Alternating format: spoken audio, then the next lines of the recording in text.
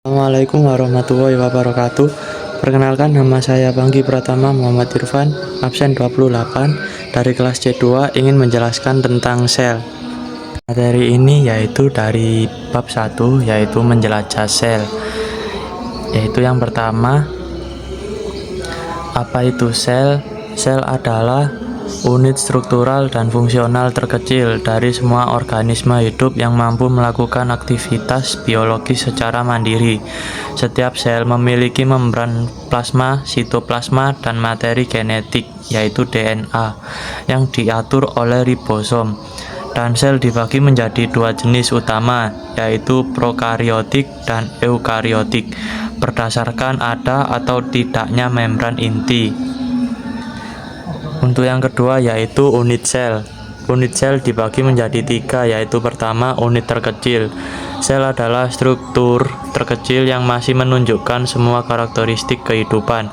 Di dalam sel ada organel-organel seperti mitokondria atau ribosom, tetapi organel-organel ini tidak dapat dianggap sebagai unit terkecil karena tidak dapat melakukan semua fungsi kehidupan sendiri. Yang kedua, unit struktural. Setiap makhluk hidup, baik yang bersel satu maupun banyak, tersusun dari sel-sel yang membentuk jaringan, organ, dan sistem organ. Yang ketiga yaitu unit fungsional. Selain struktural, sel juga merupakan unit fungsional karena semua aktivitas kehidupan seperti metabolisme, reproduksi, dan respon terhadap rangsangan terjadi di dalam sel. Selanjutnya yaitu sel di dalam tubuh manusia.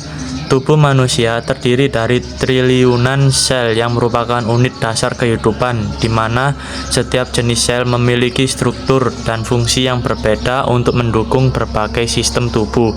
Beberapa jenis yang umum meliputi sel saraf, sel otot, sel darah merah, sel kulit, sel lemak, dan sel kelenjar, yang semuanya bekerja sama untuk membentuk jaringan, organ, dan sistem organ. Untuk selanjutnya yaitu sel dalam jantung manusia. Jantung manusia tersusun dari berbagai jenis sel, terutama kardiomyosit, sel otot jantung yang berfungsi untuk kontraksi, fibroblast, sel endotel, dan sel khusus lainnya. Seperti pada sistem kelistrikan jantung, kardiomyosit saling terhubung melalui diskus interkalatus yang memungkinkan fungsi terkoordinasi. Sementara sel-sel nodal seperti di nodus SA mengatur irama detak jantung. Untuk yang selanjutnya yaitu sel dalam otak manusia. Sel otak manusia terdiri dari sekitar 86 miliar sel saraf neuron dan jumlah yang sama dari sel pendukung bernama sel glia.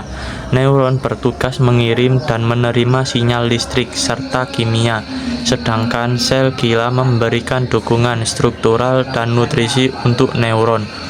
Otak memiliki tiga jenis neuron utama, yaitu neuron sensorik, neuron motorik, dan neuron penghubung.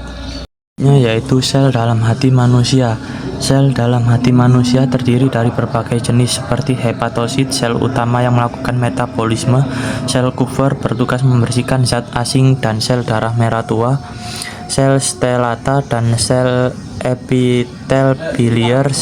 Setiap jenis sel memiliki fungsi khusus untuk memastikan hati berfungsi dengan baik, mulai dari sintesis protein hingga detoksifikasi dan produksi empedu. Video PPT penjelasan tentang menjelajah sel saya akhiri. Wassalamualaikum warahmatullahi wabarakatuh.